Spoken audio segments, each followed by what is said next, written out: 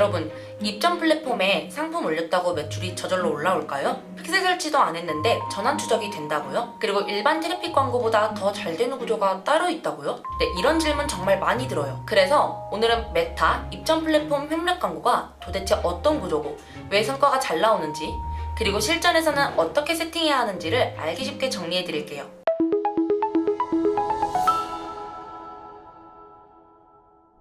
우리가 일반적으로 광고를 할 땐 자사 브랜드 계정으로 직접 광고를 집행하죠.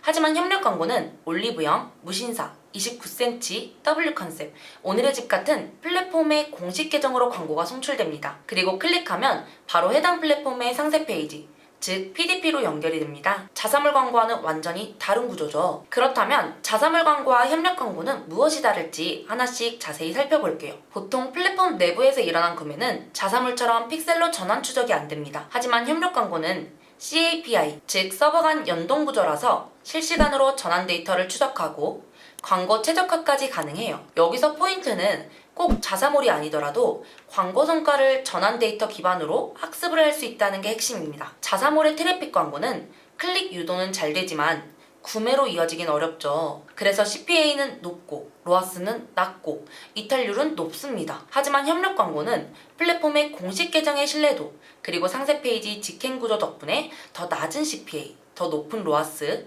그리고 더 좋은 품질의 유입이 가능해요. 광고 관리자에서는 노출수, 클릭수, 클릭률, 전환수, 구매 금액, 로아스까지 전체 퍼널 흐름을 실시간으로 파악할 수 있습니다. 세팅 절차도 아주 간단한데요. 먼저 입점 브랜드 계정에서 협력 광고 권한을 신청하고, 두 번째로는 플랫폼과 메타 간 연동을 진행해줍니다. 그리고 세 번째로 메타 광고 관리자에서 캠페인을 생성하시면 됩니다. 네, 물론 플랫폼마다 세부 절차는 조금 다를 수 있지만 기본적인 흐름은 같다고 보시면 됩니다. 네, 공식 협력 광고인 만큼 소재 제작도 무척 중요한데요. 공식 계정에 올라가는 광고이기 때문에 브랜드 이미지에 맞는 고품질 콘텐츠가 필요하고요. 플랫폼별 소재 가이드라인 준수는 필수입니다. 또 광고 목적은 반드시 전환으로 설정을 해주어야 되고요. 랜딩은 해당 플랫폼 상세 페이지로 연결되도록 해야 합니다. 네, 그럼 이제 타겟 전략도 짚고 넘어가 볼게요. 협력 광고는 자사몰 광고와 달리 플랫폼 내부 행동 데이터를 기반으로 타겟팅합니다. 먼저 다트입니다. 다트는 리타겟팅 전략으로 180일 이내 제품을 조회했거나 장바구니에 담았던 사용자를 포함하는 맞춤 조합 설정을 추천드려요. 그리고 초기엔 신규 전환 확보가 목적이고, 머신러닝 초기 학습에도 미구매자 전환 데이터가 더 유의미하기 때문에 미구매자 중심으로 시작하되 재구매 가능성이 높은 기존 구매자까지 포함해주는 것이 이상적인 전략입니다. 다만 리타겟팅 대상 기간을 지나치게 짧게 설정할 경우 타겟 규모가 작아져 게재량과 성과가 저하될 수 있기 때문에 최소 90일에서 180일 정도로 설정하는 것이 안정적인 운영에 유리해요. 네, 다음은 다바인데요. 다바는 머신러닝 기반 확장 타겟으로 범위를 최대한 넓게 두고 관심사나 카테고리 필터는 가급적 사용하지 않는 것이 효과적입니다. 또한 기구매자를 굳이 배제할 필요는 없는데요. 제외가 필요하다면 최근 1, 2주 이내 구매자만 제한적으로 제외하는 것이 좋습니다.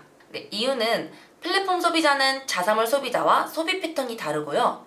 자사 시그널을 그대로 적용할 경우 효율이 떨어질 수도 있기 때문이에요. 그렇다면 다트와 다바 캠페인 세팅을 어떻게 해야 효율적인지 볼 건데요.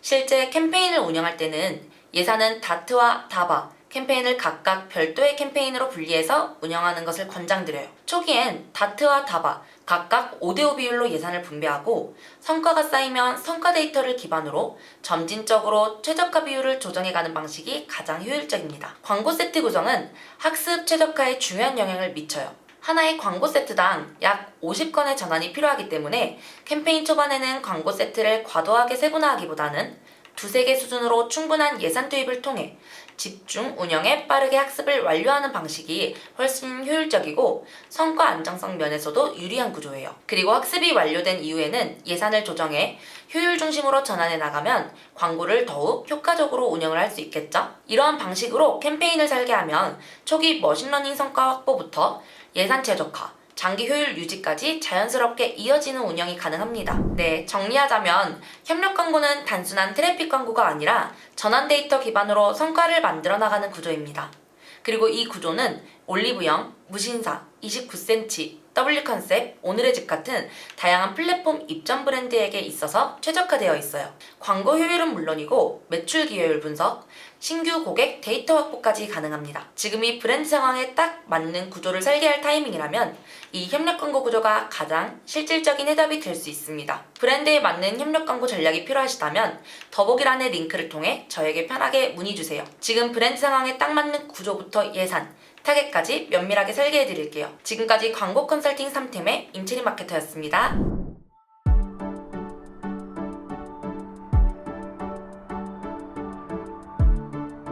구독과 좋아요는 컨텐츠 제작에 힘이 됩니다.